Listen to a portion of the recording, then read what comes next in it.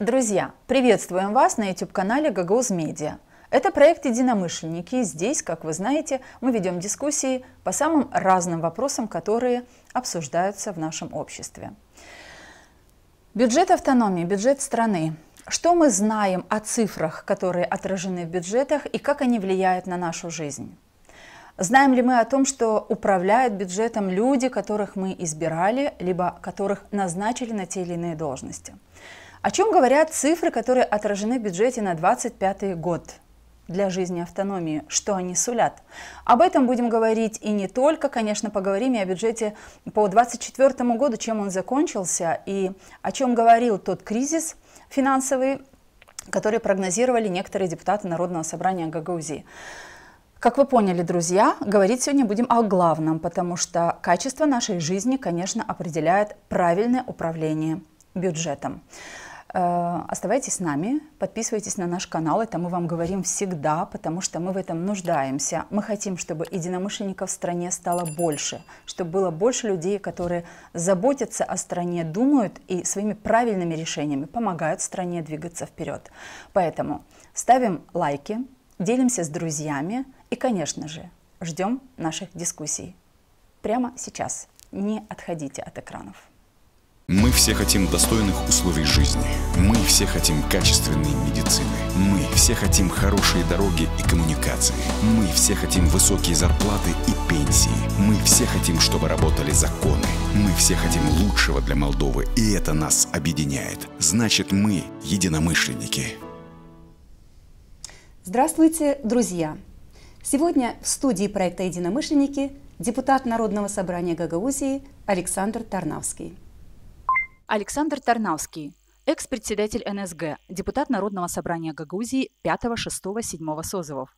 Автор и соавтор более 30 законодательных инициатив, многие из которых приняты и действуют в Гагаузии. Среди них закон о поддержке молодых семей в приобретении жилья Илькиев, о бесплатном горячем питании школьников Гагаузии с 5 по 12 классы, о фонде возмещения контрибуций местным органам власти для привлечения грантовых средств в реализации проектов, о фонде поддержки детей, нуждающихся в дорогостоящем лечении за рубежом, закон о капитальных инвестициях, обеспечивший справедливое распределение средств из бюджета Гагаузии для развития сел и городов автономии и многие другие.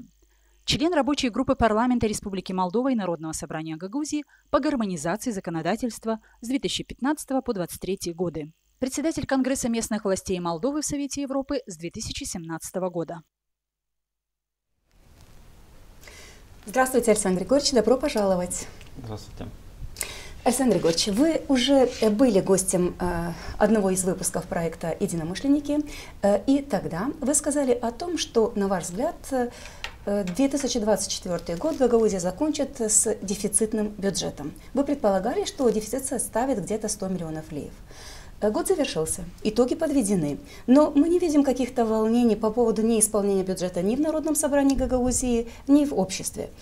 Вы, возможно, ошибались, когда предполагали, что дефицит будет? Во-первых, очень рад вас видеть. Спасибо за приглашение. Там маленькая ремарочка. Я не председатель Конгресса местных и региональных властей в Совете Европы, а представитель всего лишь один из 10 от нашей страны. Но мы желаем им стать в будущем. Спасибо. И немножко нетривиально начну. Я, пользуясь случаем, хочу одного из ведущих Елену Федоровну поздравить с прошедшим днем рождения. Бергерчек инсан Сулюди Сизяичин Ирин Тузу Пегдору Лафлар Алла Салык Хем Барыш Версин Уйгунук Хem Can Gözeli. Alexander Gregorievich, pek çok sağ olunuz. Öyle güzel laflar söylediniz. Sağ olunuz kutlamak için ama daha çok sağ olunuz onun için hani bu lafları Gagauzca söylediniz. Biz biliriz hani ne zamansa sizi hani bilmersiniz Gagauzca'yı savaştılar çıkarma o yerden. Hangisini siz getireceğiniz Gagauzya'yı daha güzel günlere? Çıkardılar da. Çıkarttılar da. Bugün siz o kadar güzel kendi fikirlerinizi Gagauzca açıkladınız. Hani bu benim için pek güzel bir nişan bizim Гагаузия и bizim автономия. Sağ olasınız. Друзья, вот такое начало этого выпуска. Ну что ж, пусть оно так и будет. Открытие. Александр Григорьевич говорит на гагаузском языке. Вы изучаете язык? Беркачлав. Пионеры. Скромность, она во всем в человеке, если она есть. Продолжим нашу дискуссию. Да, Елена Федоровна, спасибо за очень точный вопрос. Действительно, я несколько раз выступал, в том числе и у вас на передаче, и делал прогнозы по исполнению бюджета, центрального бюджета Гагаузии за прошлый год, и они были очень грустными. И действительно, из тех 400 миллионов леев, которые собираются на территории Гагаузии, собственных доходов, я прогнозировал, что около 100 миллионов леев будет недобор. И это было не просто мои предположения, а анализ ежемесячных поступлений в бюджет, которые публикует Министерство финансов Республики Молдова. И вот вплоть до октября месяца эта тенденция была именно такой. И прогноз был точный, что около 100 миллионов леев будет недобор. Но в октябре и в ноябре месяце произошли какие-то чудесные преобразования. Например, в октябре месяце один из главных налоговых доходов автономии — это подоходный налог с юридических лиц или налог на прибыль. Поступления в октябре месяце превысили в 4 раза поступления в октябре 2023 года, в октябре 2022 года, в октябре 2021 года. А чем это вызвано? В ноябре месяце поступления по этому виду налога в 2 раза превысили прошлогодние показатели. И я советовался с очень опытным человеком с фискальной сферы, они в недоумении. Это впервые они говорят, у них произошло такое, чтобы авансом экономические агенты платили этот налог. Что это? Я не хочу гадать. Либо это искусственно созданная ситуация, когда каким-то образом повлияли на экономических агентов, чтобы они платили этот налог в рассрочку. Если это так, то это очень негативно скажется уже на бюджете 2025 года, потому что люди оплатили наперед, и, соответственно, у них уже не будет налоговых обязательств. Либо это какой-то всплеск экономической активности. Но мы живем здесь, в Гагаузии, и, наверное, не наблюдали всплеска экономической активности в экономике или созданием новых рабочих мест, или открытия новых производств, или какого-то хорошего хозяйственного года. Поэтому не хочу гадать, но это практически необъяснимо. Но тем не менее, нет еще результата за декабрь, они еще не опубликованы. И хочу сказать, что у нас, в принципе, в Гагаузии бюджетный процесс, он очень закрытый. И если мы сейчас с вами проанализируем официальные сайты власти Гагаузии, там вообще нету данных об исполнении бюджета. И вот эти ежемесячные данные я черпаю от Министерства финансов Республики Молдова. То есть они публикуют ежемесячно. К сожалению, почему-то Гагаузия закрыта в этом вопросе. И я не могу сказать сейчас точно, как завершился бюджетный год. Но хочу отметить, что исполнительный комитет дважды сокращал плановые показатели на 24 миллиона, на 8, то есть больше 30 миллионов, так и так сокращен уже первоначальный бюджет. Поэтому можно говорить о том, что 100 миллионов трагического вот этого недобора не случилось. Но тем не менее бюджет 2024 года, нет декабря месяца, но можно констатировать, что он исполнен с дефицитом, но не с таким масштабным. И самое главное, что вы знаете, что наша жизнь сложена таким образом в Республике Молдова, что каждый год у нас есть инфляция. Да? И даже исполнение бюджета на уровне прошлого года, а тем более с небольшим минусом, это все равно шаг назад, потому что все растет, энергоресурсы, зарплата повышается, а бюджет находится на одном и том же уровне или даже уменьшенном. И это говорит о том, что у нас нет средств на развитие. Тогда смотрите, чуточку еще, чтобы акцентировать на этом внимание. То, о чем вы сейчас говорите про бюджет, про доходы ноябрь-декабрь, нет возможности увидеть эти цифры у Гагаузии. Вы это взяли из данных, которые представлены Министерством финансов. Есть ли возможность узнать, почему эти бизнесмены или эти экономические агенты оплатили наперед? И точно ли не было такой практики никогда за последние годы жизни автономии, как минимум? Значит, конечно, та информация, которая предоставляется служащими налоговой, она конфиденциальна, потому что налоговая служба, вы помните, с 2017 года реорганизована, ее уже нет в Гагаузии, она фактически сейчас подчиняется напрямую Кишиневу, Республике Молдова, и поэтому информация закрытая.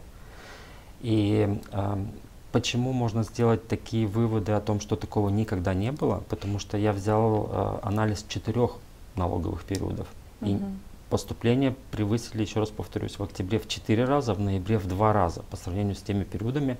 А я вам напомню, что у нас предыдущие 4 года был даже год очень урожайный, когда экономика хорошо развивалась, и даже тогда не было этих поступлений с юридических Я лиц. позволю себе развить эту мысль вот как.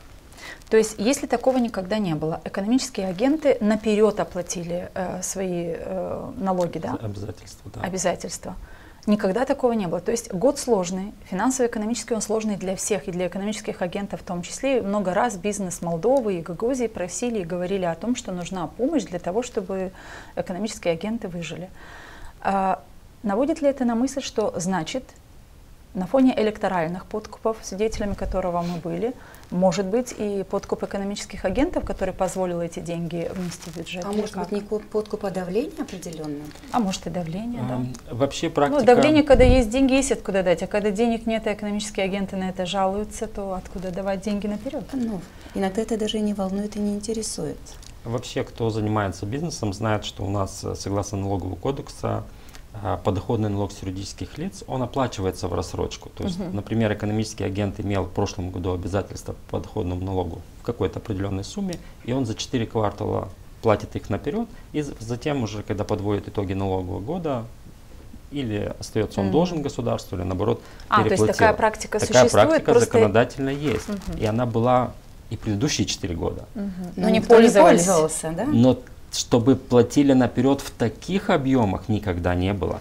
Но у нас никогда не было идеи о крае мечты. Да, и здесь возможно, что все-таки каким-то образом власти Гагаузии повлияли на экономических агентов с просьбой, да, о том, чтобы они эти налоговые обязательства закрыли Но, в Александр рассрочку. Григорьевич, вы сказали о том, что, возможно, это отразится на бюджете на 2025 год.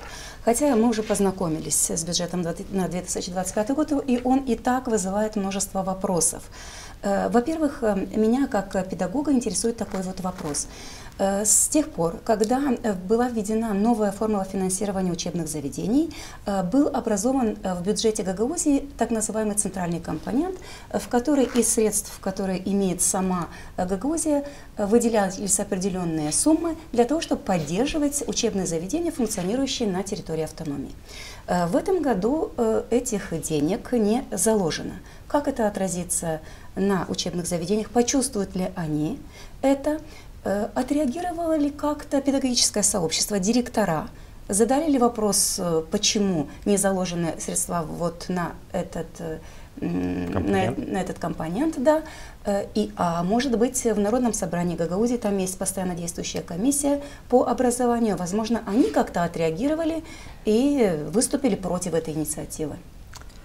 Давайте немножко предыстории. Действительно, государство после того, как перевело учреждение до университетского образования, гимназии, лицея на так называемое самофинансирование, когда директора стали уже распорядителями своих средств. Но тут надо заметить, извините, это не просто самофинансирование, а это управление своими финансами. Да, то есть они не обеспечивают. Да, автономный менеджмент. То есть деньги в любом случае поступают из государственного бюджета. В любом случае, но раньше, если распорядителем этих средств был исполнительный комитет или примарий в свое время, то сейчас директор лицея или гимназии стал полноправным менеджером, в том числе администрировать бюджет.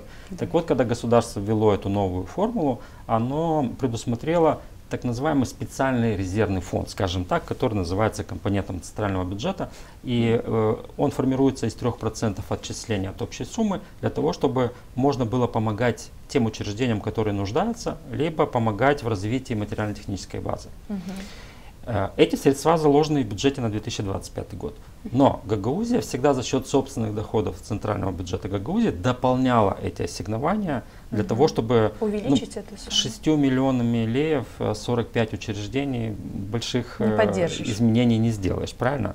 И поэтому Гагаузия всегда дополнительно финансировала этот фонд. И даже в бюджете 2024 года было 16 миллионов леев от Гагаузии. Бюджет на 2025 год уже этих 16 миллионов, то есть вы верно заметили, вообще ни одной копейки Гагаузия не дополнила этот фонд.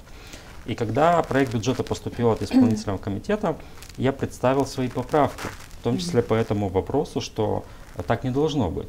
К сожалению, большинство коллег поддержало предложение исполнительного комитета, и на развитие учреждения до университетского образования со стороны Гагаузии не выделено ни одного лея.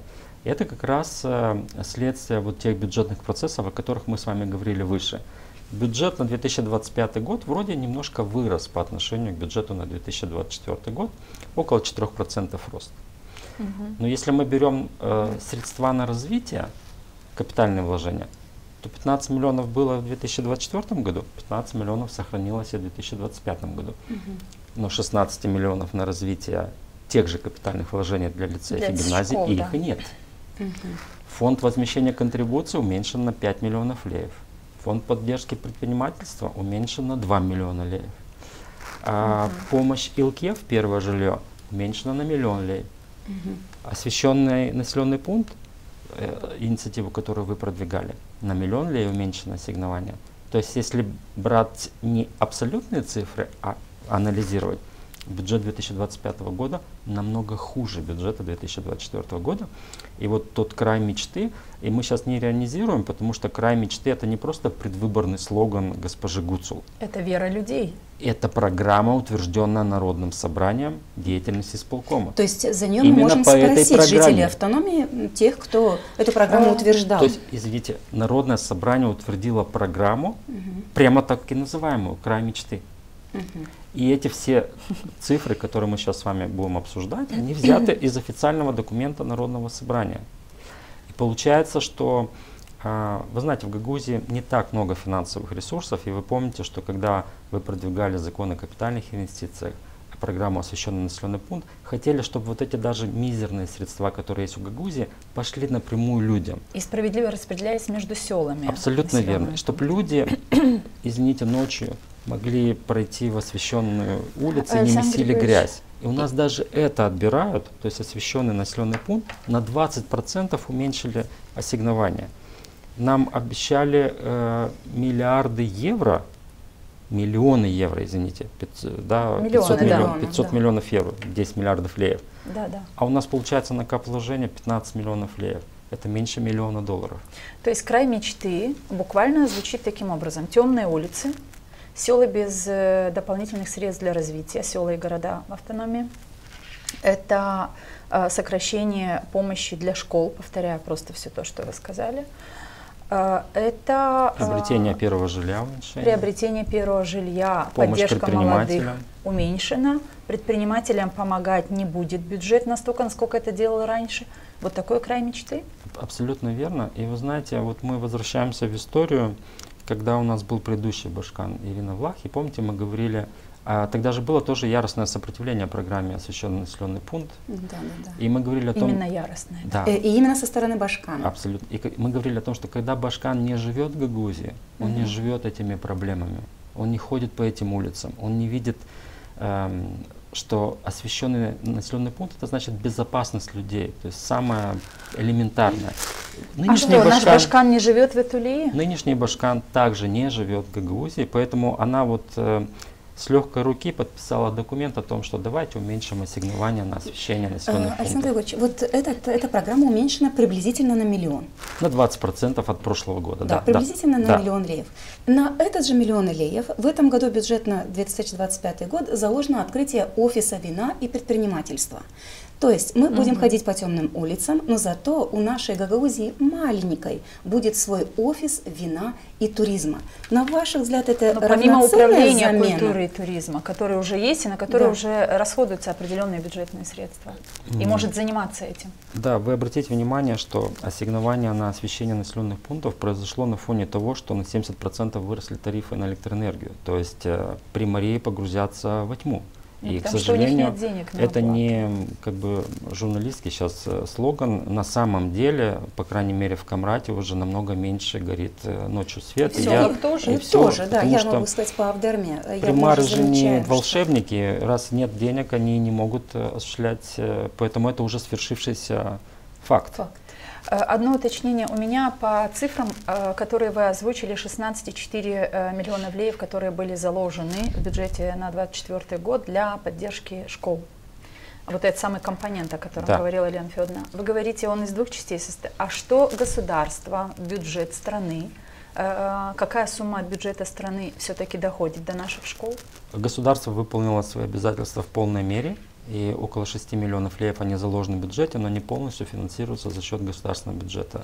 Доли участия Гагаузии нет. На 2025 год эти 6 миллионов сохранены в бюджете, но нет вот этих 16,4, которые шли от Гагаузии. 16 или 10. Или... Могло быть и 8, и 6, и 10, неважно. То есть от Гагаузии вообще поддержки все. И тут надо подчеркнуть, люди должны знать, что исполком автономии во главе с Башканом решили, что школы, детские сады, возможно, да, не должны получать школы. Вот этот компонент. Почему? Надо адресовать тем людям, которые будут приходить к гражданам и говорить о каком-то крае мечты, который создается благодаря общим усилиям. Александр Григорьевич, скажите, пожалуйста, насколько я знаю, в ноябре и в декабре не были выплачены вот те пособия в поддержку пенсионеров за отопительный сезон. А на январь, февраль и март заложены суммы уже не в 700 леев, а в 400 леев. То есть это тоже повлияло на то, что мы считаем, что бюджет 2024 года как бы исполнен, да, вот некоторые суммы же не выделены, но мы не слышим возмущения людей. Понятно, почему мы не слышим возмущения людей по этому поводу, потому что поддержка со стороны Шора сегодня имеется, люди, пенсионеры, бюджетники и, может быть, еще медработники, педагоги получают определенную поддержку со стороны Шора. Скажите, не является ли вот эта вот поддержка чем-то, что закрывает глаза на происходящее в Гагаузии? То есть сегодня в Гагаузии можно делать, что ты хочешь, сокращать, увеличивать то, что тебе хочется, открывать офисы и так далее. Это будет идти против интересов людей, но люди не будут об этом говорить, потому что их подкупили теми финансами, которые поступают на их счета каждый месяц. Я вначале хочу ответить на вопрос, который вы задали по офису туризма. Да. Значит, это тоже было в программе тех поправок, которые были представлены мной и некоторыми коллегами, что у нас есть управление экономического развития, укомплектованное 20 профессионалами. У нас что, никто не занимался туризмом в Гагаузии? Безусловно, занимались эти специалисты управления экономического развития. И я предложил, ну если вы хотите институализировать, да, или приоритизировать именно идею по туризму, давайте 3 единицы с Главного управления экономического развития, создайте этот новый офис за счет перераспределения должностей. Нет, у нас создают новую структуру с новыми штатами. И выделяют это почти 1 миллион леев. Ну, к сожалению, опять же, коллеги поддержали эту, в основном коллеги-депутаты, вы говорите. Коллеги-депутаты поддержали. И теперь по помощи вы начали, потом перейдем, вот почему люди мало публично об этом обсуждают. В программе «Край мечты», утвержденной Народным собранием, помощь в отопительный период должна была вырасти до 1050 леев в месяц. Ну да. А когда до края мечты в Гагаузии, то есть предыдущий период, у нас мы платили 5 месяцев в году из бюджета Гагаузии 700 лей людям и 200 лей. То есть было 2 категории. Одна категория получала 700 лей, которые не получали из государственного бюджета соответствующие суммы, а те, кто получали из государства, они давали 200 лей. То есть в среднем 11 тысяч человек получали 700 лей, 11 тысяч человек получали 200 лей в течение 5 месяцев. Зимнего периода. Да, зимнего периода. Пришла новая власть. Во-первых, эти 700 и 200 леев упразднили и сделали общую сумму 400 леев. То есть даже 700 плюс 200 и поделить на 2 это 450 леев. До них было 450, они сделали 400, хотя обещали 1050. В прошлом году они пошли дальше, не 5 месяцев платили, а всего лишь 3. И вот когда стараешься людям объяснить на цифрах через публикации в Фейсбуке, что на самом деле мы не приобрели ничего нового, а потеряли то, что имели. А почему мало возмущений? Во-первых, общественный канал, который имеет массовое покрытие, и люди смотрят, особенно старшего поколения, которые получали эти деньги, там заблокирован вход таким людям, которые такие цифры разъясняют. То есть у меня есть письмо 11 января прошлого года, я обратился в адрес компании с просьбой: приглашайте меня на радио, потому что там есть возможность прямого эфира и прямая связь с людьми. С 11 января, вот год прошел, меня не приглашают на ГРТ. А когда я поднял этот вопрос письмом, на заседании Народного собрания я говорил о том, что зачем мы выделяем ГРТ 10,5 миллионов лев в бюджете, если там есть цензура, если там нет свободы мнений. То есть люди могут прийти, которые только считают, что действительно край мечты состоялся. А те люди, которые хотят сказать иное мнение, им вход закрыт. Мне сказали, напишите просьбу. Я говорю, а что тех депутатов, которые по 5 раз в году выступают на ГРТ, они 5 раз писали ходатайство, чтобы их пригласили на ГРТ? Александр Григорьевич, то, что я сейчас слышу, это унижение, просто унижение депутатов, унижение налогоплательщиков, потому что общественное телевидение и радио, потому оно и изменило когда-то статус из государственного, стало общественным, для того, чтобы не быть в руках ни одной ветви власти. Сложно ли это обеспечить? Да, сложно, но для этого назначается руководство, для этого есть наблюдательный совет, который назначило Народное собрание Гагаузии, а не какой-нибудь другой орган. И коль вы уже в эту тему перешли, люди об этом не знают, потому что об этом не говорят на общественном телевидении, да, к этой формуле, к этой мысли вы нас сводите. Но кроме вас, мы других голосов и не слышим, чтобы говорили о том, что на общественном телевидении им не выделяют время. Как Народное собрание Гагаузии вообще смотрит на то, что 10,5 миллионов леев, выделенных вами, расходуются только на рупор Шора? Ну как мы до этого могли дожить, что ни у одного, у одного или двух депутатов есть вопросы, а у остальных нет? Ну как? И еще вот вопрос дополнительный. Отчет какой? Наблюдательный совет отчитывается? Он должен обязан это делать. отчитываться? В соответствии с законом он обязан это делать. Конечно, никакого отчета в 2024 году не было. За 2 года не было. Видимо, не хотят выслушать вопросы неудобные, которые будут задаваться. И вот я возвращаюсь к тому вопросу, который вы задали, почему у нас общество довольно инертно, да, вот в этом отношении. И вот те цифры, которые мы с вами озвучим, они же цифры. Это не субъективизм Тарнавского. Цифры их нельзя обмануть. Они или есть, или нет. Они абсолютны в своем выражении. Так вот, мое личное мнение, что, во-первых, ограничен доступ людей к этой информации. Люди старшего поколения не читают они мои публикации в Фейсбуке или в Инстаграме. Но да? смотрят ГРТ. Да, они смотрят ГРТ. Да. На ГРТ нет другой картинки, нет других цифр, нет другого мнения. Поэтому, во-первых, люди довольно ограничены в информационном плане. Во-вторых, вы правильно отметили, что многие из этих людей получают надбавки от Илана Шора. Ну и третья причина, она, мне кажется, даже основная, что главный работодатель в Гагаузии – это исполнительный комитет. Конечно. Может, это звучит как бы немножко странно, но на самом деле из 7 тысяч рабочих мест в Гагаузии – это бюджетная сфера. Угу. И, например, пример мой, или пример коллеги с Вулканешт Петра Фазлы, или пример многих других ребят, которые решили высказать иное мнение, их лишают должности, либо лишают внимания в приглашении, вот если это гражданские активисты, в каких-то проектах. Да? То есть это показательные примеры, что если вы будете в Гагаузии говорить о том, что у нас не край мечты, а ситуация трагическая, то с вами будет вот такой результат. Так мы говорим о захвате Гагаузии. Абсолютно верно. И поэтому... Это захват Гагаузии, это захват общественного телевидения, это захват бюджета автономии, потому что они делают, что хотят, вместо обещанного края мечты. И самое, вы знаете, почему это произошло? Я искала ответ на этот вопрос, и я думаю, что это происходит и произошло тогда еще, когда спикер Народного собрания Гагаузии уехал в Израиль вместе с известными личностями. Если бы не было вот этого сращивания исполнительного комитета и Народного собрания Гагаузии, Народное собрание Гагаузии не одними или двумя депутатами голосов выступало бы против каких-то таких вот идей, которые мы сейчас обсуждаем, а людей возмущенных было бы больше. Задача Шора не просто привести сюда своего башкана. Он понимал, наверное, что недостаточно иметь своего башка, надо иметь еще и свое Народное собрание Гагаузии для того, чтобы никто никогда не рылся, извините за глагол, в этих цифрах и не искал, куда уходят ноги, почему эти цифры такие, почему вместо обещанных 700 леев, 1050 леев, вернее, за отопительный сезон, люди реально в Гагаузии получают 400.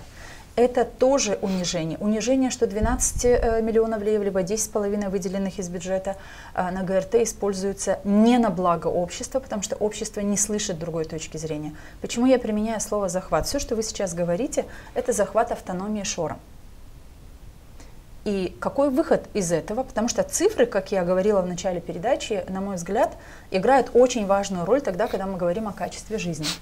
Если бюджет вот таким образом расходуется, социальные программы урезаны, и сейчас ответьте, пожалуйста, ваша точка зрения на мысль, которую сказала госпожа Гуцул. Бюджет на 2025 год сохраняет свою яркую социальную направленность.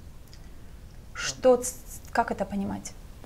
В чем яркость? Власть делает вид, что ничего плохого не происходит, а наоборот у нас поступательное развитие. Но я вам привел несколько цифр о том, что уменьшились ассигнования на поддержку предпринимателей, о том, что уменьшились ассигнования на инфраструктуру лицеев и гимназий, о том, что уменьшились ассигнования на помощь нашим молодым семьям при приобретении первого жилья. И много-много таких примеров, которые были письменно предоставлены исполнительному комитету и моим коллегам для того, чтобы в виде поправок голосовать при бюджете.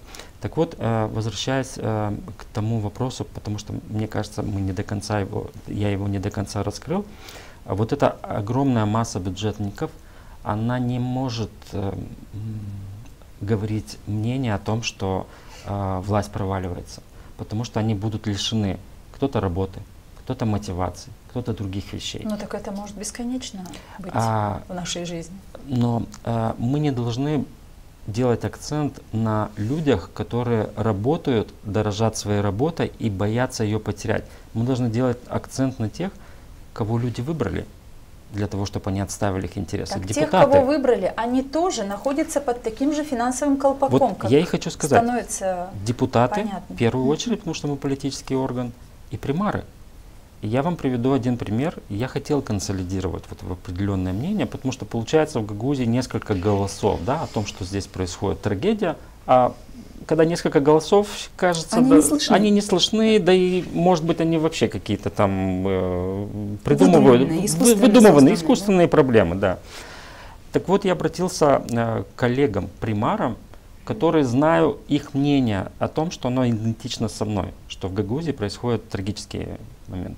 Я подготовил проект декларации о том, что, ребят, ну давайте выскажемся об этом не 1, 2, 3 человека, а хотя бы, ну, чтобы с десяток тех людей, которые представляют населенные пункты, что в конце концов, да, абстрагируйтесь вы, глава Гагаузии, от этого, от Илана Шора, потому что от этого все наши проблемы.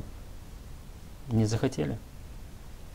Александр Григорьевич, из этой позиции не захотели, все же нужно что-то делать. Вот мне просто очень хочется понять. Ну, конечно, вы говорите абсолютно правильные вещи, справедливо, на мой взгляд, ваша точка зрения на многое, что происходит вокруг бюджета. Мы сейчас говорим о бюджете и об управлении финансами. Но нужны какие-то действия. Но мы не можем этих винить, мы не можем исполком винить, мы не можем этих. Кого же мы будем винить, что люди платят налоги? Ну вот я, вы и многие другие люди. Люди платят налоги. Они хотят иметь власть, которая разумные ответы дает, которая разумно расходует наши деньги. Что же делать? Ну, безусловно, вину надо вначале на себя как бы проецировать. И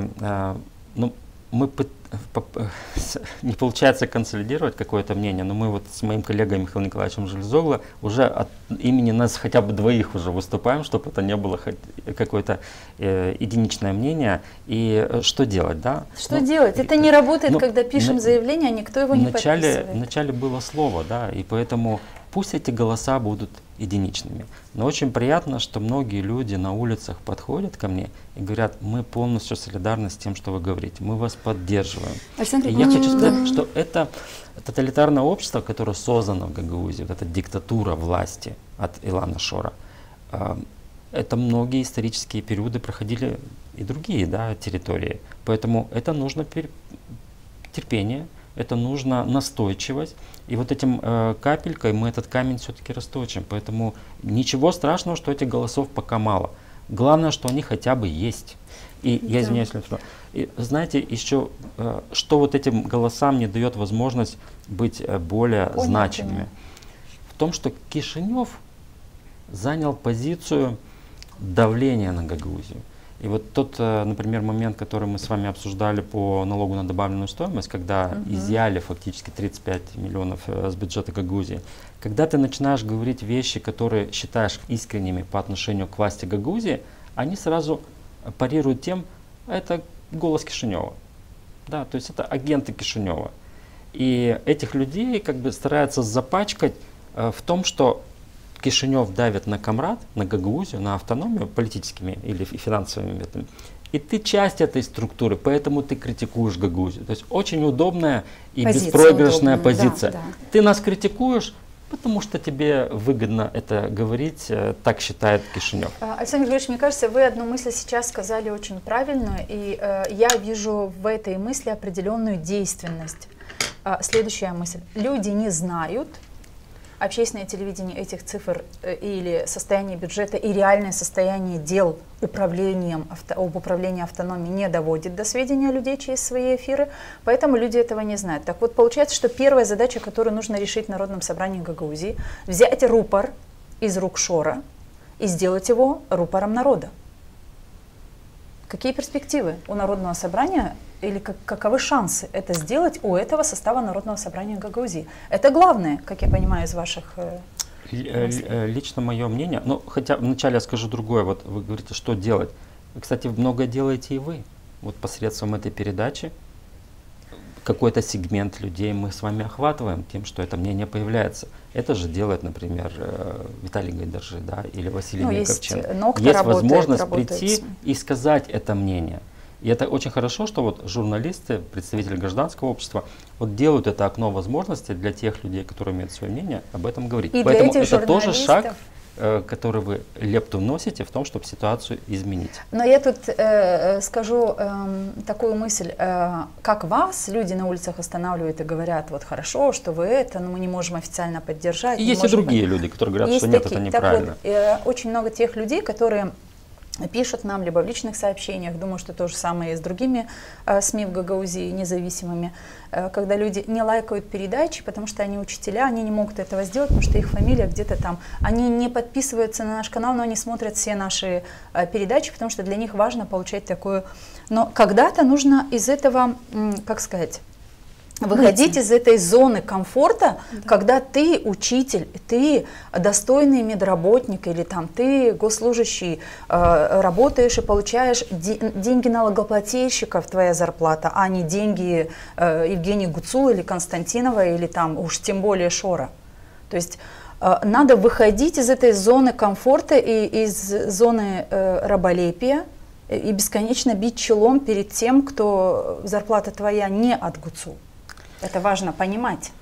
Я хочу вам сказать, что мы видим вершину, да, айсберга. На самом деле в обществе есть очень много людей, которые пусть и негласно, но противятся тому, что происходит. Вот я вам напомню о том, что вот эту помощь от Илана Шора в размере 2000 лей получают только люди, если ты написал соответствующее заявление. Да, да, да. И, кстати, этими заявлениями охвачены и работники системы образования и здравоохранения. Так вот, я знаю очень многих врачей, очень достойных людей, которые не написали это заявление. Не написали принципиально. Мы знаем педагогов, которые не написали это заявление. И этих людей очень много. И если вы заметили, никогда Евгения Гуцул не озвучивает количество написанных заявлений. Она только озвучивает, что их около 30 тысяч этих. А сколько людей фактически получают, нигде не озвучивают. Хотите ли вы сказать, что есть определенное сопротивление? Сопротивление. Пусть оно негласное, но оно есть. И в обществе этот сегмент, он довольно значительный, который понимает, что это неправильно, что так не должно быть. Возвращаясь к вот вашей мысли Народное собрание, я считаю, что этот созыв в большинстве своем не сможет стать хорошим таким противовесом тому, что делает Илан Шор в Гагаузии. И почему это происходит? Потому что мало того, что глава Гагаузии не абстрагируется от Илана Шора, но тут еще можно хоть какое-то оправдание в том, что она стала Башкана благодаря его помощи. Да? Чисто это сейчас человеческое оправдание, не политическое. А председатель Народного собрания, он какое имеет отношение к Илану Шору? Илан Шор и Евгения Гуцул сюда пришла, когда Народное собрание уже больше 2 лет функционировало. У Илана Шора не было команды в Народном собрании, ни одного депутата.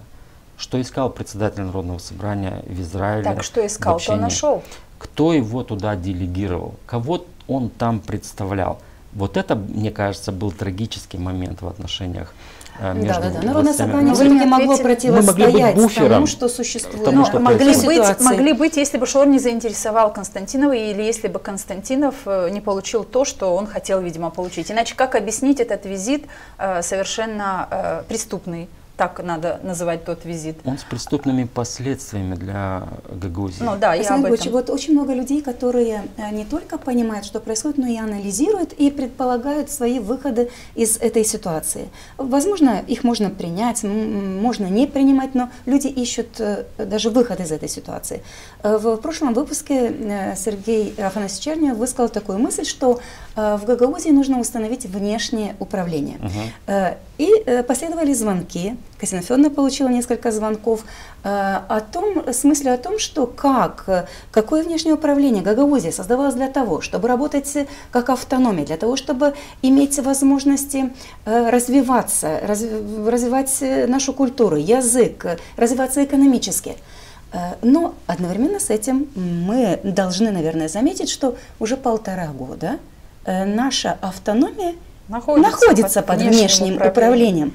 Но те же самые патриоты, которые бьют себя в грудь и говорят, что не допустим управления со стороны Кишинева, 1,5 года молча принимают, что Гагаузия управляется уже не изнутри, а извне. Как вы можете прокомментировать это? Отличное замечание, действительно. А как назвать ту ситуацию, в которой находится Гагаузия, как не внешнее управление? Ну, оно настолько очевидно, что иначе называть нельзя. Человек, политик, которого государство признало виновным и вызовом национальной безопасности, находящийся за территорией Республики Молдова, управляет руководством Гагаузии. Разве это не внешнее управление? В отношении слов Сергея Афанасьевича считаю очень порядочным и патриотичным человеком. У нас была честь вместе с вами быть его коллегами, и, по крайней мере, в его мужественности и ответственности мы не можем сомневаться. Вместе с тем я не могу, конечно, согласиться, несмотря на то, что Гагаузия находится де-факто под внешним управлением, но юридически она все-таки имеет свои атрибуты власти, институты власти. И, конечно, введение режима внешнего управления со стороны Кишинева – это все-таки удар по устоям гагаузской автономии, если мы будем говорить на серьезном государственном ответственном языке, потому что Евгения Гуцул, Дмитрий Константинов – это все приходящие и уходящие фигуры. Мы такую же точку зрения пытались высказать. Гагаузская автономия – это все-таки конституционная часть страны. Не ответили на ту часть моего вопроса относительно ГРТ.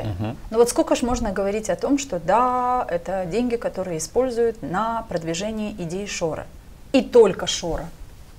Почему Народное собрание способно отреагировать? По закону обязано Народное собрание осуществлять контроль над деятельностью наблюдательного совета.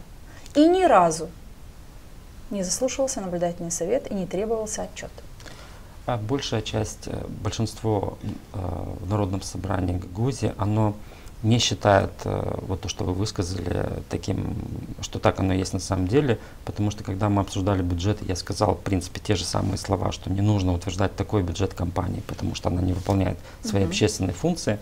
Большинство проголосовало все-таки сохранить Мы же понимаем, почему это большинство такое. Оно будет так думать до завершения своего мандата. Они не хотят выслушать отчет. ГРТ не хочет наблюдательный совет отчитаться, потому что будут вопросы, связанные, а вообще как наблюдательный совет выбрал менеджера этой компании, когда среди кандидатов были люди патриотично настроенные Гагаузии, которые здесь живут и работают, и вдруг выбирают человека, который находится или работал в структурах Илана Шора. И выбирает кто? Член наблюдательного совета, назначенный Народным собранием. И люди, которые считают себя патриотами. Как вы могли голосовать за человека, который будет здесь продвигать в том числе коммерческие и политические интересы Илана Шора? Поэтому, конечно, такие вопросы не хотят, чтобы они были озвучены. Тем более ГРТ хочет или не хочет, транслирует заседание Народного собрания. Это будет сказано громогласно. Ничего этого не пугается ни само ГРТ, ни его руководство, ни наблюдательный совет, ни тем более Шор. Задача, которую он хотел сделать в Гагаузии, он ее достиг.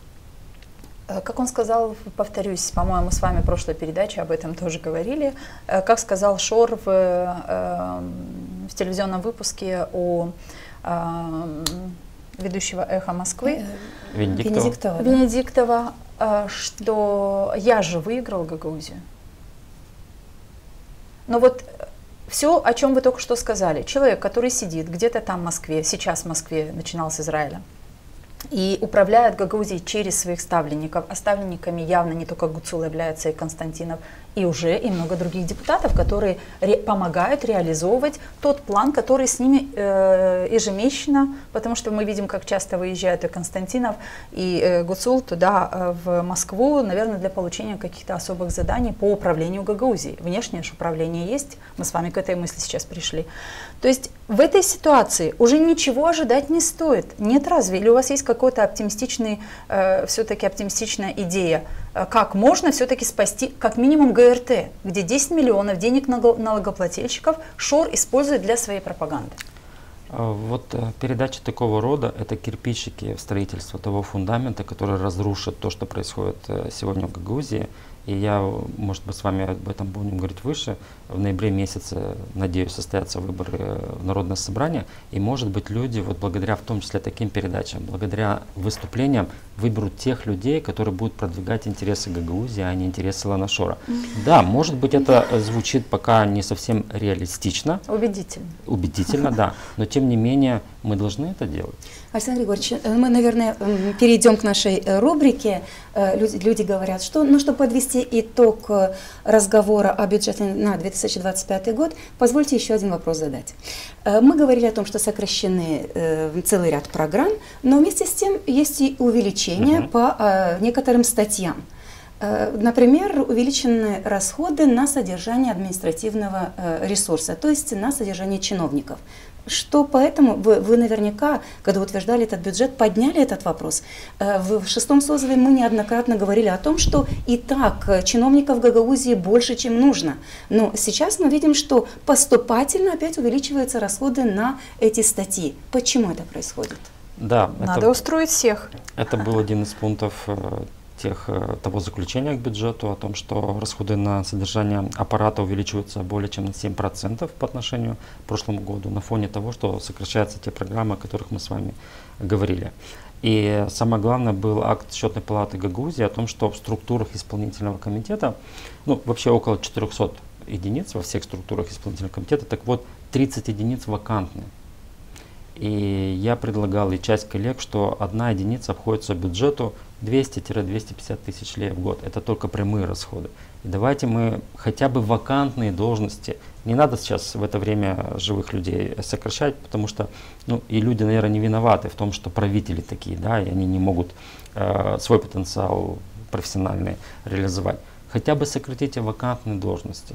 Даже это осталось без внимания. Понятно, почему не сокращают вакантные должности, потому что средства, которые числятся за вакантными должностями, они идут на премирование тех, кто работает на тех или иных должностях. Возможно. И самое главное, что у нас, начиная, наверное, с серийный влаг особенно ярко, вот эти структуры исполнительного комитета, человеческий потенциал, человеческие ресурсы, они очень используются в электоральных кампаниях, когда людей обзванивают, людей обязывают голосовать за того или иного. Поэтому вот этот политический актив правители Гагаузии хотят сохранить. Да, он сидит в бюджете. Он финансируется за счет бюджета и, самое главное, используется в электоральных целях, когда им выгодно. К сожалению, это так. Ну, смотрите, это очень главные, очень важные вещи, но когда люди этого не знают, когда у людей нет информированности в этом, им сложно понимать, что их деньгами, их налогами, неверно управляя, не работают на обеспечение хорошей жизни для жителей. Посмотрите, это же вечный постулат хлеба и зрелищ. Да, с хлебом у нас сложнее в Гагаузии, но вот зрелищами из того многочисленного перечня обещаний, закрепленных в документе, утвержденном Народным собранием, может, мы с вами поговорим, а что Евгения Гуцул реализовала, то вот из этого огромного перечня я для себя выбрал 19 самых ключевых пунктов, исполнено всего лишь 2. Один из них – офис вина. В смысле, он исполнен за счет бюджета, а второй Гагаузленд. Да, то есть людям построили некое такое развлечение для того, чтобы отвлекать вот от тех вопросов, которые мы с вами Александр обсуждаем. Григорьевич, даже я думала более оптимистичнее, что из 19 только 2 пункта. Я сейчас... Ну, а пунктов больше, вы выбрали я эти самое 19. ключевое, я сейчас на этом остановлюсь. То есть Гагаусленд и инвестицию в карман человеку. Мы не, ну вот эти... Да, что сделано? Мы не будем строить вам дороги, больницы, школы. Зачем? Мы вам дадим средства и Потому построим что это Гагаусленд. эффективнее работает и вот на эта выборах. яркая картинка для людей, она где-то заволакивает разум и критическое мышление. Да, по времени мы уже находимся и должны сообщить нашим зрителям, которые следят за нашей дискуссией. Друзья, подпишитесь обязательно на наш канал, поделитесь с друзьями. Мы надеемся, что наши дискуссии вам интересны и информативны. Смотрите нас в социальных сетях и рубрика «Люди говорят, что?».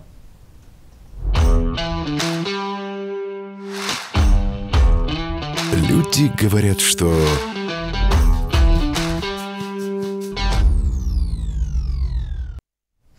Александр Григорьевич, люди говорят, что автономия им ничего не дала. Апокалиптический какой-то комментарий, на самом деле это безусловно не так. Давайте хоть пройдем по тем программам, которые у нас с вами действуют, к которым вы приложили непосредственное участие. Да? Без нас и коротко. Хорошо. Только в Гагаузии 25% компенсируют от кредита на первое жилье. Только Гагаузия кормит детей с 5 по 12 класс. Только Гагаузия дает целевые трансферты на уличное освещение. Только Гагаузия компенсирует все контрибуции в рамках грантовых проектов. Только Гагаузия первый регион, где согласно целевой программе были завершены устроенные внутренние санузлы в лицеях и гимназиях. И только Гагаузия имеет возможность для сохранения и развития своего родного языка и культуры. И закон, который, ну ладно, не будем персонализировать, помогает в этом, он функционирует на территории автономии. И совсем скоро, через неделю, я надеюсь, все получится, и муниципальный совет примет историческое решение об открытии первого детского сада с гагаузским языком воспитания. Вот эти все ресурсы, которые Гагаузия нам подарила, их просто нужно использовать. А не использовать Гагаузию в коммерческих целях, не использовать Гагаузию для обогащения власти, для того, чтобы строить край мечты только для власти. Замечательнейший ответ, Александр Григорьевич. Спасибо. Люди говорят, что власти страны никак не хотят налаживать отношения с автономией, с властью автономии. По моему убеждению, возможно, не объективному, власти Республики Молдова после выборов, которые прошли в Гагаузии, отнеслись к этим результатам с равнодушием и посчитали, что гагаузский народ виноват в том, что Евгения Гуцул стала башканом. То есть они придали этой проблеме этнический оттенок, что на самом деле абсолютно не так. Просто нечистоплотные люди использовали бедность. И тут неважно, гагаузского народа или молдавского народа, последующие события об этом показали. Поэтому я хочу большей вовлеченности от Кишинева в решение проблем Гагаузии, потому что гагаузская автономия — это не проблема унитарного государства Республики Молдова, это достижение. Вот надо с этой мыслью свыкнуться. И я вам несколько примеров приведу, почему у нас такая ситуация, комрад Кишинев. Главный стратегический документ нашей страны — Европейская Молдова 2030, утвержденная парламентом. Там нет ни одной строчки, посвященной Гагаузии. Переговорный процесс о вступлении в Европейский Союз, один из главных критериев — это соблюдение прав национальных меньшинств. Представителей Гагаузии пока нет в переговорном процессе по этому вопросу. То есть стране нужно вовлекать автономию. Не относиться к автономии с электоральной точки зрения, потому что здесь евроскептики живут, скажем так, население, не голосуют за европейские партии. И европейские власти относятся к Гагаузии как к возможной потере своего проевропейского имиджа, если будут вплотную работать с автономией. Поэтому это неправильно, это не государственный подход. Нужно подходить к автономии как к достижению. Ну и автономия взамен, наверное, что-то должна делать, чтобы... Ну, про автономию мы, наверное, 80% в передаче критически я высказываюсь. То есть в первую очередь надо смотреть на зеркало на себя. Безусловно, в том, что происходит, первая ответственность — это комрата. Но все-таки от Кишинева я жду государственного подхода, и возвращая нас вот в библейскую мудрость, когда пастух потерял одну овцу из 100, Он больше радовался, когда эту одну овцу нашел, чем то, что 99 сохранились. Вот переложа этот опыт на Гагаузию, мы потерялись на этих выборах, я имею в виду Гагаузию. Так вот, страна должна была нас найти и обрадоваться этому, а не просто равнодушно отнестись к нашей потере. Спасибо. Люди говорят, что не считают коррупцией подкуп на выборах. Это прямая электоральная коррупция. И если она будет продолжаться и государство ее не искоренит, то выборы будут просто профанацией. И мы будем выбирать не самых достойных, а самых богатых или самых имеющих возможность привлекать средства для предвыборной кампании. А тогда где то, что в нас закладывали родители? Воспитание, знания, профессионализм. Ведь мы, когда своего ребенка относим к доктору или учителю, мы всегда ищем самого лучшего, правильно? Безусловно. А когда мы выбираем себе правителя, который вообще будет нашу жизнь обустраивать и будущее наших детей, почему мы выбираем тех, кто менее всего этому достоин? Только потому, что у них есть деньги? Если это не электоральная коррупция. И даже потому, что мы их не знаем. Если это не электоральная коррупция, если это просто не зло, тогда что это? Люди говорят, что бюджет Гагаузии кормит только чиновников. Так ли? 427 миллионов собственные доходы бюджета на 2025 год. Около 20% от этой суммы идут на содержание чиновничьего персонала. Говорят, что если расходы на содержание аппарата управления превышают 10%, это неправильный бюджет, это неэффективное расходование публичных средств, и это не бюджет развития. Поэтому, к сожалению, доля истины в том, что говорят люди, конечно, присутствует. Люди говорят, что разочаровались в политической элите Гагаузии. Это безусловно так. Об этом свидетельствуют и выборы, в том числе в народное собрание, когда очень инертно происходит голосование, если не организован подвоз людей, если не организована раздача каких-то продуктовых наборов, если не организованы другие вещи, которые не должны происходить, то люди не активно участвуют в электоральных кампаниях, потому что их приучили вот к тому, что если вы голосуете, вы должны это делать за что-то. И вот те ценности, о которых мы с вами говорили, достоинство человека, его профессионализм, они уходят на второй план. Люди говорят, что стало сложнее вести бизнес в Гагаузии. Это несомненно так, потому что бизнес, он привык к тому, что власть сотрудничает с Кишиневым, у власти есть хороший диалог с Кишиневым, а когда принимаются законы вот с тем же пресловутым НДС, и людям в течение нескольких месяцев не выплачивают оборотные средства, которые они получали стабильно в течение многих лет, конечно, это вызывает вопросы, и бизнес покидает юрисдикцию Гагаузии. А вот последний пример на Народном собрании мы обсуждали, возможно, вы обратили на это внимание. Две компании в Гагаузии. Это компания по производству хлопчатобумажных изделий и компания по производству БАДов, биологически активных добавок. То есть компании инновационные, на самом деле это даже не в каждом развитом государстве есть такое производство. В Гагаузии они открылись, они работают, они выполнили все обязательства по местному закону о поддержке предпринимательства. И они имели право на 30% возмещение расходов, связанных с вложениями в бизнес, так называемая бюджетная субсидия. Люди подали все документы, исполком все проверил, проголосовал, дал народное собрание, которое в течение месяца по закону обязано было сказать да или нет этим проектом. Полгода прошло. Народное собрание не рассматривает? Не рассматривает. А почему? Президиум просто не включает в повестку дня. Что сделали эти компании? Они продолжают функционировать на территории Они продолжают автономии? функционировать, у них работают десятки людей, у них вложены миллионы долларов в этот бизнес, они не могут просто свернуться. Но вы скажите, о каком доверии? Витофарм и Автомират. О каком доверии? Но есть и такие предприятия, которые уже оставили территорию Гагаузии и разместились где-то и... Ну, хотя бы компания нашего коллеги Сергея Чапаевича, который покинул юрисдикцию из-за того, что... То есть абсолютно верно. Власти, извините... Край мечты на фоне уходящего бизнеса все еще остается краем мечты на бумаге. Власти Гагаузии, Народное собрание в данном случае, просто в нарушение своего же закона не включают в повестку дня. И я задал вопрос Дмитрию Константиновну на заседании. Почему так? Вы что считаете себя выше закона? Вы вообще себя кем считаете? а мы должны еще что-то проверить. А кто вы, как, что вы можете проверить? Есть исполнительный комитет, где есть профессионалы, которые это проверили. Так и ответил вам Константин. Если вы хотите что-то проверить, я говорил с компаниями этими, вас хотели что-то дополнительное, говорит, никакого письма, нас не спросили, предоставьте еще какие-то данные. То есть никакой коммуникации с ними не было, просто полгода не рассматривают их вопросы. То есть, смотрите, получается, законодательный орган нарушает собственный закон о рассмотрении тех или иных... Не весь законодательный орган, в данном случае президиум.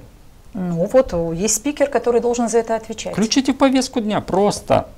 Мы хотим, чтобы Понятно. Народное собрание Гагаузии заслушивало, допустим, наблюдательный совет ГРТ. Так оно не выполняет свои функции. А как оно будет заслушивание спрашивать наблюдательного с других? совета – это тоже норма гагаузского закона. Александр Григорьевич, это на заметку тем людям, я думаю, что есть и такие зрители у нас, тем людям, которые говорят, что не важно, что Шор украл миллиард, главное, что он и нам дает. Вот, господа, что означает дает? Дает такое управление Гагаузии, которое нерационально использует бюджет, неэффективно распределяет деньги, и мы не можем иметь качественную жизнь. У нас не будет освещенных улиц, у нас меньше будут питаться дети в школах, и дальше.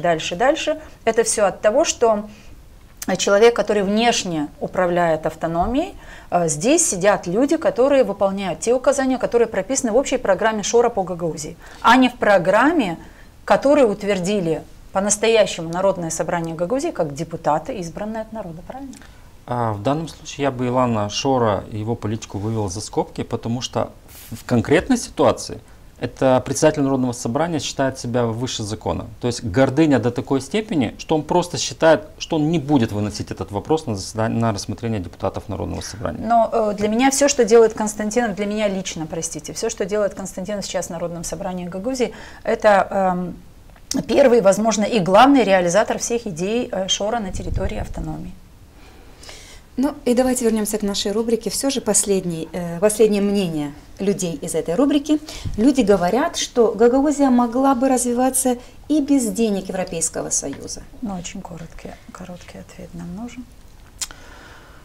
Статистика за последние 8 лет до края мечты показывает, что Республика Турция и Европейский Союз – это два главных донора Гагаузии. И они в совокупности вложили более 40 миллионов евро в инфраструктуру гагаузской автономии. Если мы можем развиваться на те 15 миллионов лев, которые в бюджете заложены, и это меньше 1 миллиона долларов, то да, нам не нужен ни Европейский Союз, ни Республика Турция, ни другие международные доноры. В принципе, что сейчас Гагаузия добивается, когда мы оказались в полной финансовой, в том числе инвестиционной изоляции. И если раньше мы с вами... Вот Авдарма, да? Давайте Авдарму. Какой объект строится в Авдарме в этом году или в прошлом году за счет капитальных вложений? Нет объектов, которые бы Итак, мы если все села пройдем, вот эти сегменты там на $1 миллион, может что-то где-то делается, у нас каждый год строились стадион, больница. Да? А что, Шор не строит обещанные дороги? Может, у меня как бы заслонен взгляд из-за того, что я считаю его правление или его влияние на Гагаузию трагично. Я людей спрашиваю, вы видите какие-то изменения инфраструктурные в Гагаузии? Изменения, направленные на развитие? Простите, пожалуйста, но кому нужны инфраструктурные изменения, когда, к сожалению, в нашем обществе, хоть и есть такие люди, которые отказались от этой явно преступной поддержки Шора, люди получают 2000 леев, там, я не знаю, об этом тоже хотели бы поговорить, знаете ли вы о том, как люди получают эти деньги, как они их обналичивают. Людям, то есть деньги, которые приходят сейчас в карман, в кошелек, гораздо ценнее, чем какие-то инфраструктурные проекты, чем какое-то развитие сел и городов. Ну, к сожалению. Екатерина Федоровна, на самом деле это очень профессиональная и тонкая работа по той команде, которая работает вокруг Башкана, вокруг Илана Шора. Это, безусловно, да, технологии. То есть были какие-то изыскания о том, что людей беспокоит. И вот они вот этими решениями отвлекают людей от действительно важных и стратегических Хорошо, вопросов. А вот один вопрос, извините, пожалуйста, Лена Федоровна. Вот если у нас сейчас так обсуждается этот край мечты, и мы 1,5 года, почти 2, находимся под таким, все еще такими ожиданиями, у нас будет край мечты. Почему Аргиев замолк, чтобы не сказать иначе? Вот ничего не слышно об Аргиеве, Молдове. Потому что Гагаузия уникальна для Республики Молдова, что это территориальная и этническая автономия. То есть ее очень легко консолидировать и использовать, разъединить тоже легко. И использовать в конфликте с Кишиневым. Аргеев – это, при всем уважении, всего лишь населенный городской пункт, административно-территориальная единица первого уровня, которых очень много в Республике Молдова. Ее голос незначим. Гагаузская автономия в силу автономии, да, и в силу приоритетности автономии на уровне Европейского Союза – это голос. И когда ее вот таким образом используют против Кишинева, это очень выгодно тем выгодополучателям, которые хотят конфликта. Поэтому Гагаузия и будет и дальше звучать. И вы видите, когда эта подпитка завершается, я не знаю, получают эти деньги или уже намного меньше стали людей, вот эти 2000 лей. Они сейчас говорят, мы будем еще 1000 лей давать в зимний период. Я не слышал, чтобы кто-то еще получил эти 1000 лей. Александр Григорьевич, но все имеет начало и имеет конец. Да. Все-таки придет день, когда ШОР перестанет финансировать тех, кого он финансировал вот эти 1,5 или года. То, что да, он или то, что он финансировал эти 1,5 года. Гагаузия останется со своим бюджетом, который значительно пострадал, как мы видим по итогам 2024 года, и видим тот бюджет, который запланирован на 2025 год. И мы, как Гагаузия, останемся жить при условиях, которые созданы этой властью, и на те деньги, которые имеются в нашем бюджете. Что будет с Гагаузией вот в таком случае? Придет день, Елена Федоровна, что будет еще хуже. Будут войны, и будут большие болезни. Это же все проходит через те древние книги, на которых мы воспитываемся. Это мы должны пройти. Мы должны, для того, чтобы Гагаузия завоевала право на перерождение, мы должны через все это пройти. Так философски вы настроены? Я настроен философски, потому что испытания, они не просто так посланы Гагаузской автономии. Может, вот это перерождение и будет заключаться в том, что вот за то, что вы ратуете сохранение культуры языка, который подзабыты, скажем так, гагаузскими властями, чтобы это получилось возрождение. Поэтому через это нужно пройти, через то, что мы сейчас проходим, и стараться сохранить себя и быть искренними в отношении. Вопрос только в том, когда прозреем. Никто не знает, это зависит от нас, от нашей убедительности, от нашей ответственности перед людьми. Я извиняюсь, вот вы знаете, если мы отбросим в сторону экзотические обещания, которые нам давали, которые утверждены в программе. А что вы называете экзотическим? 7 тысяч рабочих мест, 500 миллионов евро инвестиций. Там же есть вполне выполнимые обещания, скажем так, если власть функциональна и власть сотрудничает в диалоге с Кишиневым, с международными партнерами. Я назову вам несколько моментов, которые в этой программе утверждены. Строительство специального объекта для людей с ограниченными возможностями. Открытие столовых для социальных столовых для людей, которые... Да. Капитальный ремонт детской и юношеской школы в Камрате. Вы знаете, в каком она состоянии. Строительство стадиона в Вулканештах. Реконструкция стадиона в Кангазе. Плавательный бассейн в Камрате. Уже в Вулканештах его открывали, нет, плавательный бассейн? Я сейчас цитирую то, что написано в программе Башкана, утвержденной Народным собранием. Первый ребеночек 20 тысяч леев. Кстати. Что с 20 Школа бокса в Чедрлунге, детский оздоровительный лагерь «Олимпиец», дорога и реконструкция. То есть нормальные выполнимые обещания. Но что-то делается по ним? Но подождите, когда писали программу, просто взяли абсолютно все проблемы, которые есть в Гагаузии, иначе не назвали бы программу «Край мечты». Мечта – это когда ни одной проблемы нет. Так вот взяли и написали абсолютно все проблемы. Что с выплатами по детям, кстати? Вот то, что я вам перечислил, ничего не делается. Да. И люди не возмущаются, не приходят в исполком Народное собрание и не требуют этих выплат. Башкан Гагаузии через 4 месяца 2 года будет, да, у власти. Ну, можно сказать, что еще же будет 2 года. Но для того, чтобы реализовать эти проекты, это уже нужно делать сейчас. Заказывать технические проекты, да, искать доноров. Но этого же ничего не делается. И, скорее всего, эти программы, эти обещания останутся невыполненными. И к чему я, Екатерина Федоровна, хотел привести? Мы с вами тоже баллотировались. У нас тоже были обещания людям. И мы потом отчитывались за эти обещания. Что-то получалось, что-то не получалось. Но мы никогда не говорили о том, что примар виноват в том, что мы не сделали, или коллеги виноваты. Почему вы говорите «мы»? Это вы не говорили, что кто-то виноват. Да. Каждый депутат по-своему держит. Мы обещания, которые давали, в первую очередь соотносились с тем, что мы можем сделать. Здесь человек, глава этнической автономии, дает обещания и никакой ответственности не несет за то, что они не выполнены. Она не пришла в Народное собрание отчитаться за первый год деятельности. Для того, чтобы вот эти вопросы депутаты могли задать. Это вопросы не из ее предвыборной брошюрки. Значит, она не пришла. Вы могли потребовать, чтобы депутаты могли потребовать, чтобы был этот отчет представлен? Он по закону должен быть. Ну вот не пришел Башкан, как не приходил. Александр Григорьевич, и мне бывший кажется, что Башкан. в законе о Гагаузии есть какие-то моменты, которые необходимо уточнить.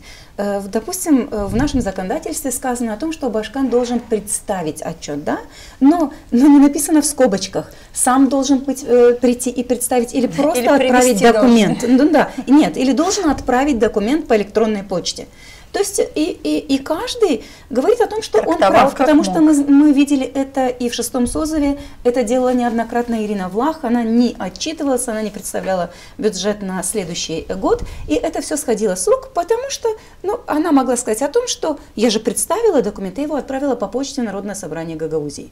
То есть документ представлен. Есть. То есть, наверное, следует сделать какие-то уточнения в наши законы, в скобочках написать, что человек должен прийти лично, представить свой отчет, заслушать вопросы, которые есть к этому отчету, и дать на них ответ. Лена Федоровна продолжает законодательную работу, работу законодательного органа.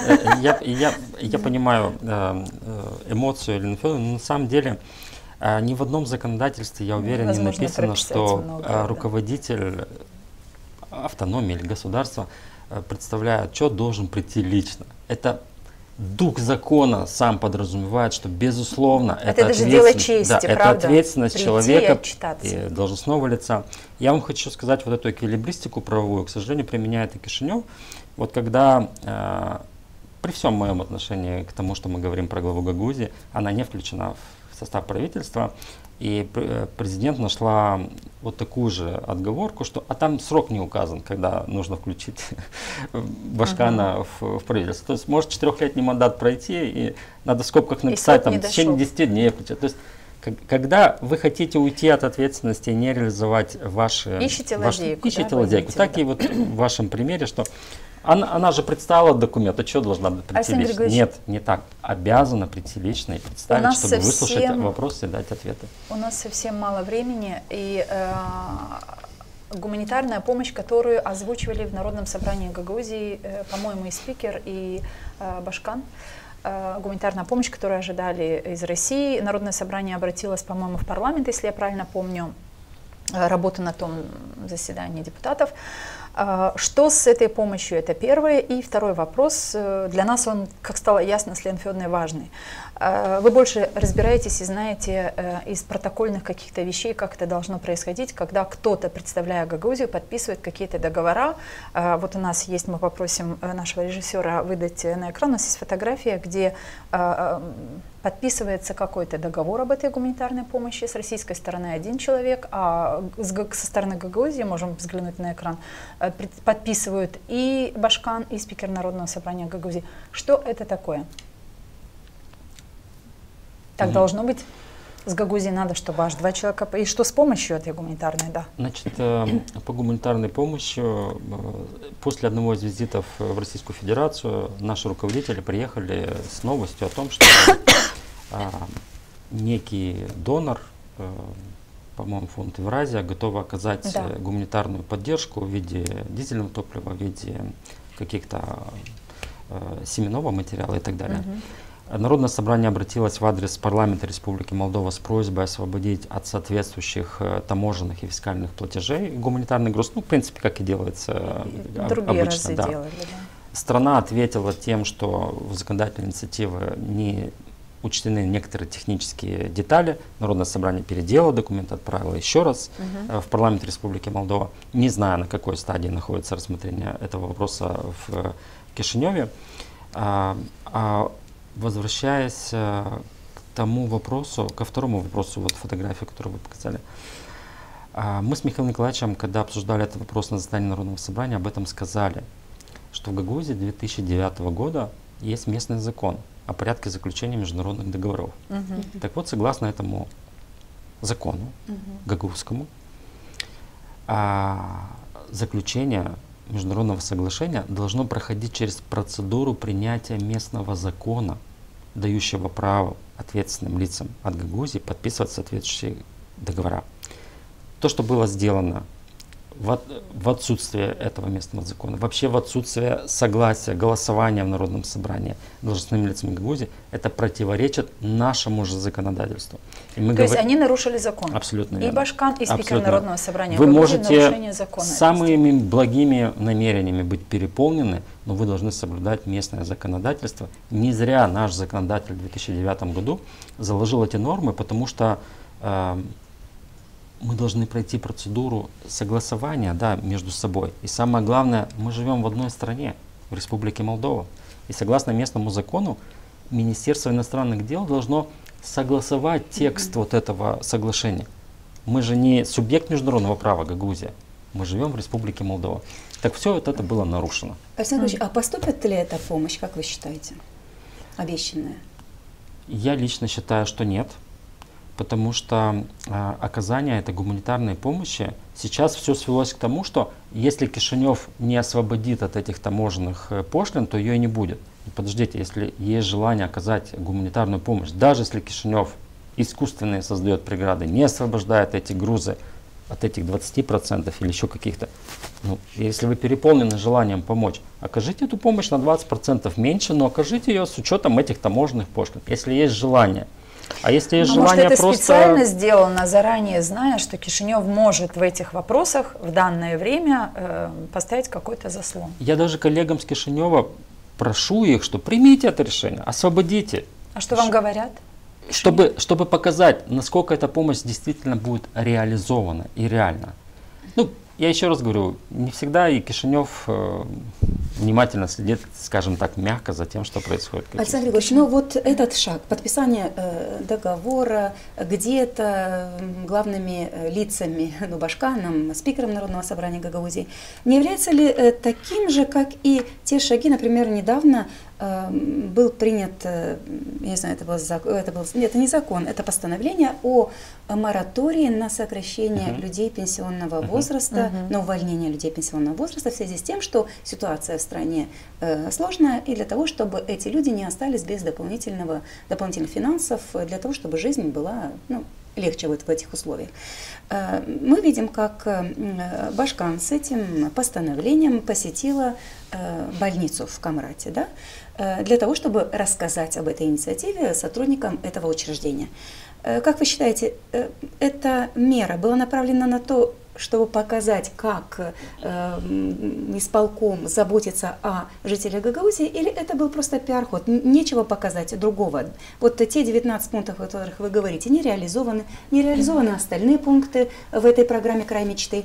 А вот выйти к людям и сказать о том, что вот мы такой мораторий приняли, как вы хорошо будете жить, мы о вас заботимся, беспокоимся, может, это просто повод пиар. для встреч с теми, кто через некоторое время должны стать избирателями. Может, это просто повод для встреч, потому что других поводов у этой власти встречаться с людьми, видимо, нет. Поэтому придумана вот такой мораторий, который... Скажу свое мнение, возможно, оно абсолютно ошибочно, но я его все-таки выскажу. Так случилось, что 31 декабря прошлого года истек менеджерский контракт у директора Камрадской районной больницы Нины Леонидовны Райан. Да, читала. Я очень хотел, чтобы этот контракт был продлен на определенное время, потому что мы находимся в стадии реализации очень крупного инвестиционного международного проекта по реконструкции ковид-центра. И очень хотелось, чтобы проект уже 3 года продолжается, чтобы была преемственность, чтобы мы завершили этот проект, и человек потом ушел на заслуженный отдых. К сожалению, нет. Подписали контракт, расторгли, точнее, трудовое соглашение, назначили временно исполняющего... То есть, а как же мораторий? Это, сейчас мы дойдем до этого. Назначили временно исполняющего обязанности через структуру исполнительного комитета. По-моему, управление здравоохранения назначило временного директора. Временный директор расторгла договора рабочие с теми людьми, которые вышли на пенсию по возрасту. И я не могу сказать цифры, но это не несколько людей, а много людей остались в больнице. Камрадской районной больнице остались без работы. Те, которые вышли на пенсию, вы знаете, что по соответствии с Трудовым кодексом можно ежегодно на год продлевать. Так вот, этим людям контракты не продлили, люди остались без работы, то есть вышли просто на пенсию. И, видимо, началось возмущение среди людей, которое дошло до главы Гагаузии. И вот и вышел этот документ о введении моратория. Мораторий введен после уже 1 января, когда с людьми контракты были расторгнуты. И он фактически не имеет уже никакой юридических последствий для тех, кого с работы, извините, отодвинули. То есть это ответ на возмущение, и это, возможно, пиар какая-то. Вы понимаете, само ядро этой проблемы создано исполкомом. Они назначили руководителя, который людей отправил домой на пенсию. И они потом исправляют свои же деяния. Александр Григорьевич, вот голова начинает болеть от того, мне кажется, у нормальных людей, которые, как минимум сегодня все те аргументы, которые вы приводите в этой студии, то есть власть создает проблему, потом она делает вид, что она ее решает. Люди это все видят, потому что ГРТ показывает, делает репортажи о визитах, о встречах, Башкан заявила. То есть такая создается видимость бурной деятельности, и под вот этой вот, этим самым и зомбируют людей, что вот работает же Башкан, что-то делается. Мы никогда не вырвемся из этих сетей, потому что... Это следствие дисфункциональности исполнительной власти, и вот то, что главой Гагаузии стал человек без знаний и без опыта управления. Это следствие. Я даже сейчас не думаю, что хотели что-то плохое сделать, чтобы назначили этого руководителя, чтобы он расстался с людьми. Это неподготовленность. Я вот вам 2 примера приведу. У нас отопительный период... Ну что, прям весь исполком такой, неподготовленный один Башкан. Там же работают люди, которые... Вы мне когда-то сказали, уже... и я полностью с этим согласен, что в Гагаузии могут быть очень хорошие депутаты Народного собрания, примары. Да, но если Башкан не самый лучший, то и Гагаузия не будет развиваться. Поэтому все надо начинать с первого лица. И вот когда я вам один пример приведу, вы еще были, мы с вами были коллегами, помните, Федор Петрович, Царство Небесное, не угла, закон о сохранении водных и лесных ресурсов. Да, да. Он был автором. Да, с прошлого года закон полностью вступал в силу, и капитальные вложения регионального уровня 25% должны были выделяться в виде грантов сельхозпроизводителям на посадку лесов, на создание искусственных прудов. Около 2 миллионов лей в прошлом году должно было быть потрачено. Согласно закону. Принятого НСГ. Не потрачено ни копейки. И я когда спросил представителей исполнительного комитета, что вы делаете? У нас же самый обездоленный край в отношении воды, а у нас нет заявок.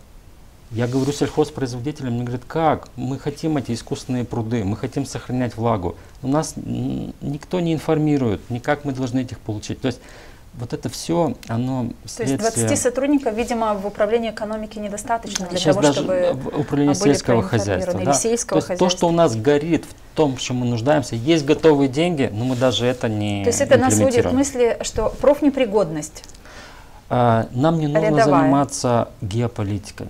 Нам не нужно вовлекать Гагаузию в непонятные процессы. Нам нужно заниматься рутинной работой по развитию Гагаузии. Вот этим должны заниматься Башкан и исполнительный материал, комитет. Да, давайте посмотрим этот материал. Ну, материал-то мы... Да, давайте посмотрим. Давайте мы его посмотрим. В этом году мы будем отмечать важную дату 80-летия со дня Победы в Великой Отечественной войне. Исполнительный комитет Гагаузии постановляет объявить 25-й год годом 80-летия Великой Победы. Мы планируем реализовать целую серию образовательных и культурных проектов, посвященных Великой Отечественной войне, и вспомнить поименно всех героев, прославивших гагаузский народ на полях сражений. Мы также рассчитываем, что к инициативе исполнительного комитета подключатся наши школы, детские сады, учреждения культуры и общественные организации. Мы должны помнить свою историю, чтить память о погибших. И, конечно же, когда мы помним и знаем свою историю, то есть и будущее. Александр Григорьевич, здесь возникает такой вопрос. Башкан говорит о том, что мы должны помнить и чтить свою историю. Мы опять возвращаемся к тому, что Народное собрание Гагаузии принимает какие-то законы, но их не исполняет ни само Народное собрание, ни Башкан, ни другие лица, которые обязаны, ну, в целом вся автономия должна подчиняться законам, которые принимаются на ее территории. 19 октября стал Днем памяти жертв голода с 2019 года.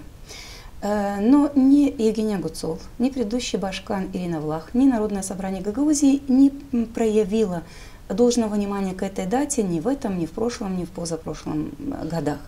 Можем ли мы считать, что мы чтим свою историю, когда принимаем вот такие вот решения? Да, это событие, конечно же, тоже коснулось истории гагаузского народа, но есть и другие события, которые составляют... То есть мы не можем смотреть на историю как на что-то, какие-то факты мы будем замечать, а что-то, да, фрагментарно, что-то мы замечать не будем. Каково ваше отношение к этому решению исполнительного комитета? Знаете, когда решения искренние и подчеркивают действительно историческую память о великой победе над фашизмом, на самом деле, и освобождении Европы от фашизма, это правильно. Но если этот праздник будет использован как предыдущее 9 мая, когда политический блок «Победа» куда каким-то образом занесло и нашего главу Гагаузии, которая должна быть вне политики, вне этих блоков, и праздник превратили в какую-то пиар-акцию политического движения «Победа». Вот самое главное, чтобы вот эти события, вот эти дни памяти, они не использовались вот в этих политических целях продвижения какого-то политического блока. А если это искренне, то это не нужно пафосно что-то делать, нужно просто пройти по каждому населенному пункту, отремонтировать эти скверы, эти памятники, действительно увековечить каким-то образом память тех людей, которые уже нет. А если это делается только для картинки, для видеосъемки и для заявления, то это очень печально. Ну и вторая часть вопроса, Лена Федоровна, наверное, в том заключалась, как я понимаю, что почему же 19 октября уже 5 лет, да, имеется это постановление, согласно которого обязаны все 19 октября. И мы не видим того, что ни один Башкан ни разу не подошел. Есть такие мемориалы памяти жертв голода в Казакле еще давно, прям в постсоветское время были открыты, в других населенных пунктах, и Баурчи, и много-много других сел. Почему это постановление не выполняется, и почему мы не видим там ни спикеров, ни башканов на этих мемориалах со своими речами? Это тоже это крайне, я не знаю, пренебрежение такими трагедийными историями жизни нашего народа. Ну, вы помните, как сложно обсуждали этот вопрос в Народном собрании, как он сложно лишь со второго раза принимался. Это и следствие тех же вопросов, почему в Гагаузии нет улиц с названиями видных гагаузских деятелей. Скажем.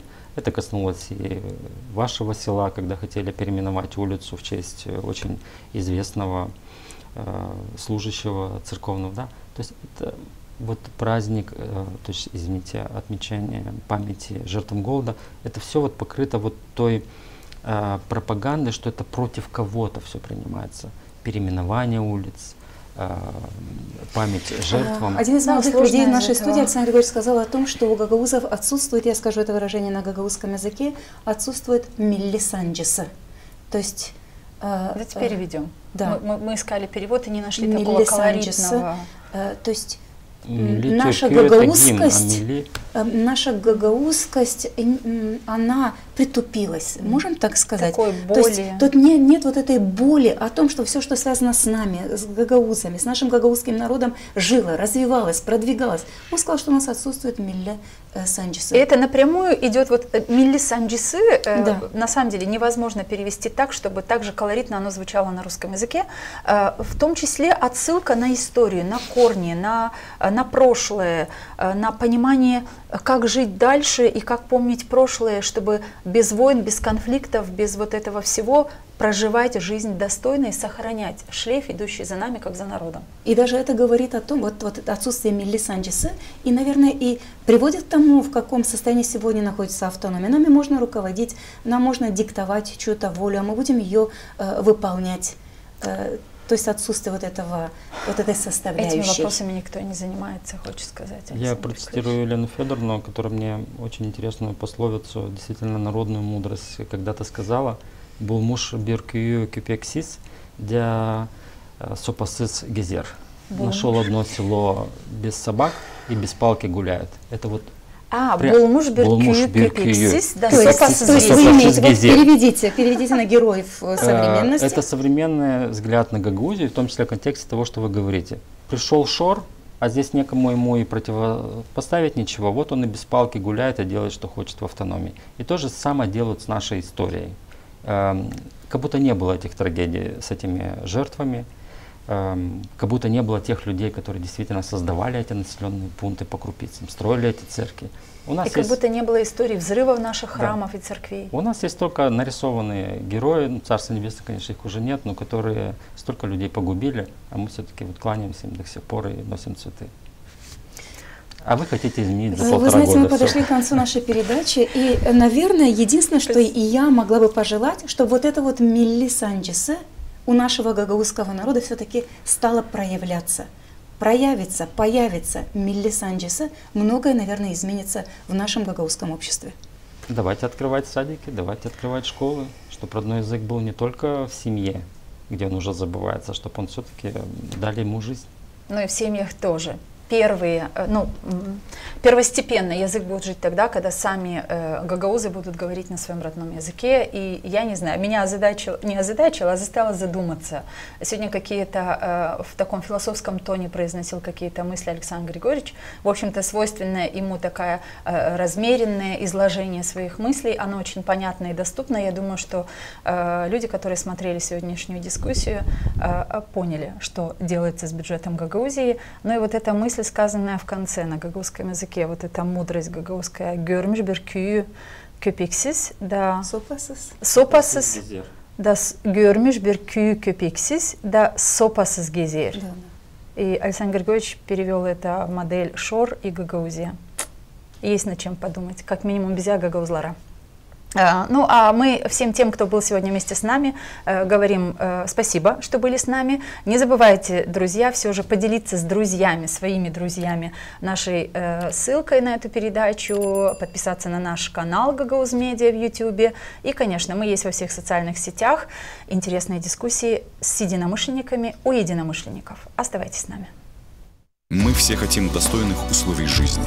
Мы все хотим качественной медицины. Мы все хотим хорошие дороги и коммуникации. Мы все хотим высокие зарплаты и пенсии. Мы все хотим, чтобы работали законы. Мы все хотим лучшего для Молдовы, и это нас объединяет. Значит, мы единомышленники.